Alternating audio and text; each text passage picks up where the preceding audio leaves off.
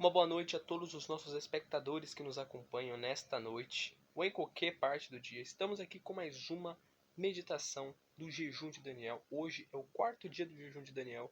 Estaremos fazendo mais uma meditação, trazendo uma palavra muito importante. E essa palavra de hoje vai com certeza mudar muita coisa que você vê, que você enxerga o próprio Deus. Deuteronômio, capítulo 4, eu até recomendo, se você quiser pausar esse vídeo para pegar sua Bíblia e acompanhar conosco, não importa, mas apenas preste atenção nessa palavra. Deuteronômio, capítulo 4, versículo 24, tem uma coisa aqui que é muito paralela, vamos dizer assim, e que muitos podem não compreender esse direito, mas é um detalhe muito importante sobre o significado disso aqui. O versículo 24 de Deuteronômio 4 diz a seguinte coisa: porque o Senhor teu Deus é um fogo que consome, um Deus zeloso. Olha só, é só isso a frase do versículo, né? Porque o Senhor teu Deus é um fogo que consome. E olha só que detalhe, muito importante. As pessoas, elas sempre, mundialmente aí dizem que Deus, ele é amor, Deus é amor, né? As pessoas só retratam Deus como se fosse um amor, um sentimento. Ah, um Deus misericordioso. Ah, ele é um Deus bom. É um Deus que não condena. É um Deus que não julga. É um Deus que ama todo mundo, sem olhar a quem, né? A verdade é que isso é fato. Deus, ele ama todas as pessoas. Deus, ele ama todo mundo. A questão é que as pessoas não entendem aqui é que o amor de Deus, o amor de Cristo para as pessoas, ela não é determinada apenas ao amar sem olhar para o pecado da pessoa. Porque Deus, ele ama a pessoa, ele ama aquela pessoa, mas ele não vai amar o pecado que está dentro daquela pessoa. Você vê que tanto que existe um certo contraste neste versículo, que ele diz que Deus é um fogo que consome, ou seja, o fogo que representa aqui é a justiça de Deus. Deus, ele não deixa se escarnecer, por exemplo, diz lá em Gálatas. Ou seja, ele não é um Deus alvo de zombaria. Mesmo quando você vê pessoas que zombam da nossa fé, que zombam de Deus, que insultam a Deus, que estão ali sempre difamando a fé em Cristo, ainda assim essas pessoas vão pagar muito na frente. Você vê que uma vez teve um caso de uma pessoa que foi queimar uma Bíblia e morreu num acidente de carro. Foi em 2019. Então sempre as pessoas que vão tentar afetar Deus de alguma forma, o que é impossível, elas que vão acabar sendo afetadas. E o pior não é só a consequência da vida mundana aqui na Terra, mas é a consequência do destino da alma daquela pessoa. Este é o problema. Este é o maior problema. Então, as pessoas, elas gostam de olhar a Deus como se fosse apenas um Deus que ama, um Deus que, ele não julga, ele não te condena. É verdade que a Bíblia diz, Jesus fala que ele não veio para condenar o mundo, mas para salvar o mundo. A condenação, ela é algo determinado pela própria pessoa. A pessoa que caminha até o inferno. A pessoa que escolhe destinar a sua alma ao inferno. Não é Deus que vai lá e pega a alma daquela pessoa e joga no inferno, não. Se aquela pessoa rejeitou a Deus na sua vida, se aquela pessoa negou a Cristo através das suas más atitudes, através dos seus maus feitos, a culpa foi daquela pessoa. Deus não vai julgar aquela pessoa assim, desse modo, ou seja, condenar aquela pessoa desse modo, sabe? Se ele precisasse disso. A pessoa mesma já escolhe esse caminho e ela mesma se destina a esse caminho, a esse destino. Mas o contraste que eu estou querendo apresentar é isso aqui. A Bíblia diz que Deus, ele é um fogo que consome, só que depois ele diz que ele é um Deus zeloso. Aí muitos podem pensar, Deus é um Deus zeloso? O mesmo Deus que, muitos podem até falar, o mesmo Deus que permite que pessoas vão para o inferno? O mesmo Deus que julga, que condena as pessoas para o inferno? Como é que funciona assim um Deus que é bom, um Deus zeloso, um Deus amoroso, mas que permite a ida de muitas pessoas para o inferno? E como eu disse, o inferno, ele é uma consequência dos feitos da sua vida aqui na Terra. Deus, ele não precisa fazer isso, ele não precisa te mandar para o inferno, porque ele não está fazendo isso a ninguém. Como ele também não está puxando ninguém para o céu. As pessoas estão aqui decidindo suas vidas pelo livre-arbítrio que ele mesmo excedeu aqui. É claro que ele está neste mundo, é claro que ele tem total onisciência, ele sabe das coisas que acontecem aqui. Mas não é ele que está comandando o destino da sua alma. É você que está escolhendo por si próprio. A palavra dele aqui foi deixada para você aprender a verdade. Para você buscar a verdade, entender a verdade e se entregar a essa verdade que é Cristo. Mas não é Ele que comanda, que predestina você a aceitar isso ou não aceitar. Isso seria uma parte cruel de Deus. Ele iria permitir que uns fossem salvos e outros não? E como tem pessoas que pensam assim, não é desse jeito. Deus ele é tão misericordioso que ele enviou o Filho dele para que a gente pudesse ter a nossa própria responsabilidade consigo mesmo para a gente crer nele, o buscar e nos entregarmos a ele. Então as pessoas aqui, elas não entendem que a corrupção do pecado é o que afeta elas. Tanto que quando a gente continua no versículo 25, né, é dito uma seguinte coisa, ó. Quando, pois, gerardes filhos e filhos de filhos, e vós envelhecerdes na terra, e vos corromperdes, e fizerdes alguma escultura, semelhança de alguma coisa, e fizerdes o que é mal aos olhos do Senhor teu Deus, para o provocar a ira, hoje tomo por testemunha contra vós o céu e a terra, que certamente logo perecereis da terra, a qual passais o Jordão para possuir. Não prolongareis os vossos dias nela, antes sereis de todo destruídos. Então você vê que Deus, mesmo que você, por exemplo, ele usa aqui uma forma da geração. Você pode até ser servo de Deus, você pode até ser temente de Deus nessa vida.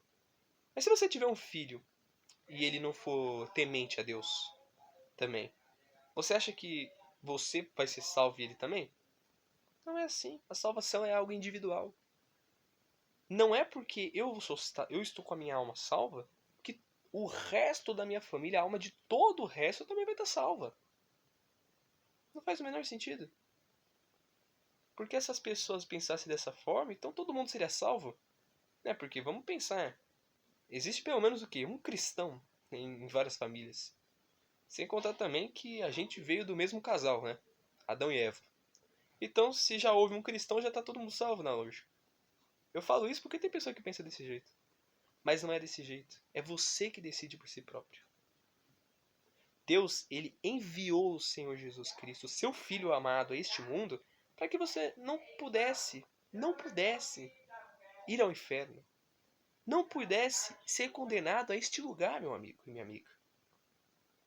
A salvação que existe hoje, ela não é algo que acende dentro de você automaticamente. Ah, se eu acredito em Deus já é suficiente. Se eu vou aos cultos de domingo já é suficiente.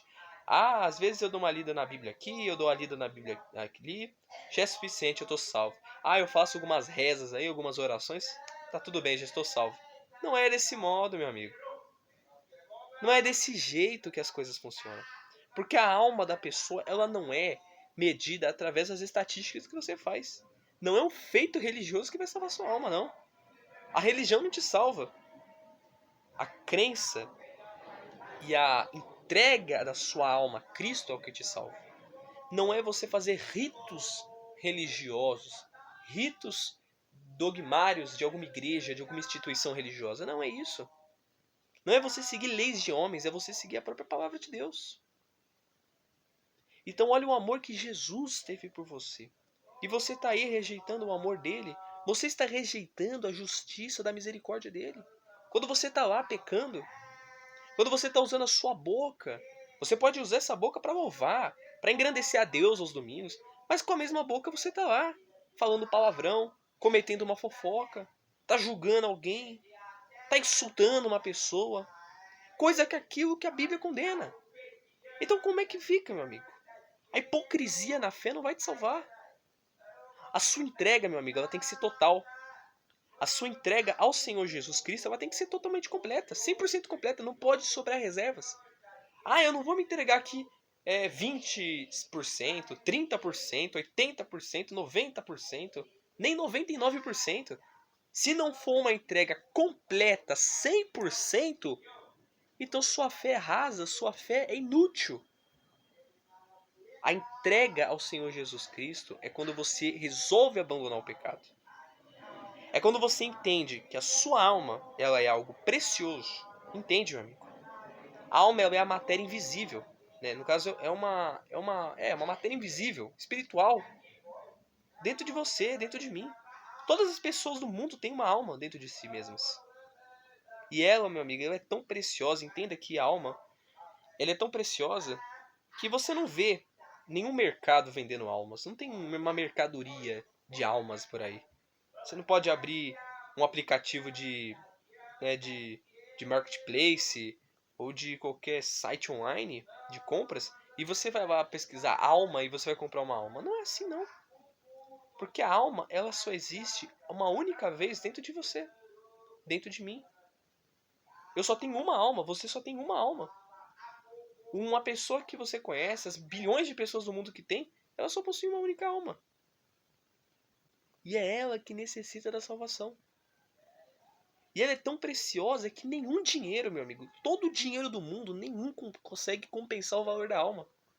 Nenhum consegue comprar o valor de uma alma só. Você pode juntar todos os maiores ricos deste mundo.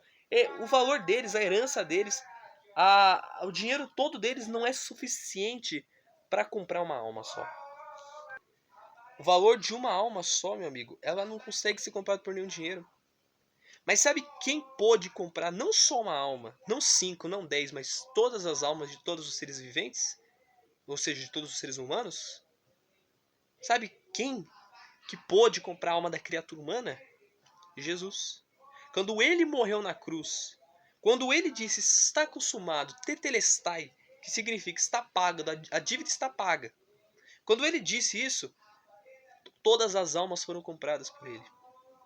Ah, então isso significa que se Jesus comprou a minha alma está salva? Ele comprou sua alma para a misericórdia dele, para a salvação dele ser disponível para você. Mas e se você não buscar a salvação, como é que fica? Jesus morreu pelos seus pecados. Jesus morreu para te libertar do pecado. Mas isso não significa que, bom, ele vai te dar a salvação já de imediato, assim, sem você o conhecer, sem você o buscar. Você acha que você vai conseguir a salvação do pecado com você estando no pecado? Não tem como isso acontecer, meu amigo. Da mesma forma, se você quer, né, fazer uma academia, se você quer ficar bem de saúde, você não pode ficar fazendo academia, exercícios físicos, você não pode ficar lá na esteira, né, fazendo um monte de abdominal, né, homens que entram na academia, as mulheres, enfim, fazendo todas as atividades físicas possíveis. Você não pode fazer isso e ao mesmo tempo você fica comendo um monte de besteira. Ah, compra um chocolate aqui na semana, depois compra um bolo. Ah, compra um pastel aqui, um caldo de cana, é até gostoso, né? Mas aí é aquela seguinte coisa. Você não vai conseguir comprar uma coisa dessa, não vai conseguir comer uma coisa dessa e ao mesmo tempo você fazer academia e você ficar bem. Você quer ficar bem de saúde? Você vai ter que largar tudo aquilo que está te fazendo mal, tudo aquilo que você sabe que está te engordando, que está, sabe, prejudicando a sua saúde e fazer academia. Assim, meu amigo, funciona a academia espiritual da alma. Para você cuidar da sua alma, você tem que abandonar os pecados. Você tem que se perdoar, perdoar a si mesmo. O que é perdoar a si mesmo? É você perdoar, por exemplo, uma mágoa. Quando você tem uma mágoa de uma pessoa que é um pecado, muitas pessoas precisam perdoar a si mesmas. Que é o quê? É perdoar ela, porque muitas pessoas têm mágoa de si mesmas, tá? Tem pessoas que têm um certo sentimento contra si mesmas, tem traumas que aconteceram no passado, onde essa pessoa se colocou como culpada, por exemplo, um abuso. Muitas pessoas que são abusadas relatam que ela sempre colocou a culpa nela mesma. Ela sempre se considerou culpada com aquilo. Muitas vezes a pessoa vai ter mágoa do abusador e vai ter mágoa de si mesma. Então, por exemplo, no caso da mágoa, eu estou falando da mágoa também porque a mágoa é um dos pecados mais comuns, até mesmo no meio cristão. É algo mais normal do que você pode pensar. As pessoas, elas têm mágoas de si mesmas e mágoa de outras pessoas. Então, você tem que perdoar a si mesmo, perdoar aquela pessoa que você tem mágoa e pedir perdão a Deus. Só assim o perdão de Deus vem. Ah, Vinícius, eu não acho que isso é suficiente, não. Beleza, vai lá na Bíblia. Jesus disse que não dê sua oferta no altar se você antes tiver alguma coisa, se você tiver alguma coisa contra o seu irmão. Se você tiver alguma coisa contra o seu irmão, então você não dê oferta. Vá até o seu irmão, peça perdão, perdoe ele e depois você volte e oferte. O que Jesus estava querendo dizer aqui? Não seja um hipócrita na fé. Não queira estar lá na igreja parecendo que você é um santinho, você ignorando o fato de que a sua alma está na beira do precipício, enquanto você está aí se perdendo. Parece que não, mas você está se perdendo. A mágoa, meu amigo, leva muitas pessoas para o inferno. Levam muitas pessoas a perder sua alma. Porque a mágoa é um sentimento de ira, é um sentimento de raiva que você tem com outra pessoa. Algo que Deus condena. Jesus, ele poderia ter estado com raiva da gente, Deus poderia ter estado com raiva da gente desde o atual momento que Adão foi lá e pecou, e Eva pecou. Quando os dois pecaram lá, Deus já podia ter ficado já com ódio tremendo da humanidade. Deus podia ter ficado com ódio tremendo da humanidade, que mesmo depois do dilúvio, mesmo depois daquilo que aconteceu, ainda assim eles conseguiram se corromper.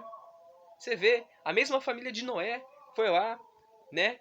O Noé conseguiu se embebedar, né, com vinho. Aí o filho dele lá viu ele nu, depois zombou dele. Aí Noé foi lá e amaldiçoou ele, né, Canaã. Você vê, Deus poderia ter ficado com raiva da gente, poderia até ter desistido da gente de uma vez.